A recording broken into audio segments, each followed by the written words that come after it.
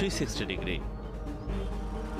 মোহাম্মদপুর, বেড়িবাঁধ, ঢাকা উদ্যান কিংবা বস্তির সব অলিগলি চষে বেরিয়ে বেশ কিছু লোমহর্ষক ভয়ঙ্কর তথ্য ও সিসি ক্যামেরার ফুটেজ সংগ্রহ করেছে টিম 360 ডিগ্রি।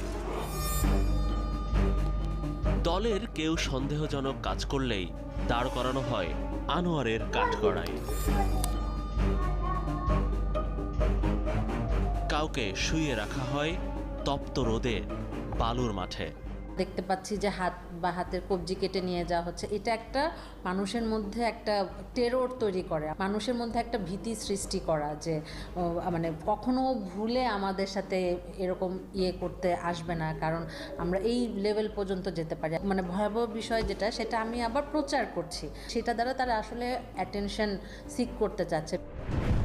অপরাধ বিজ্ঞান বলে যারা মূলত দুর্বল তারা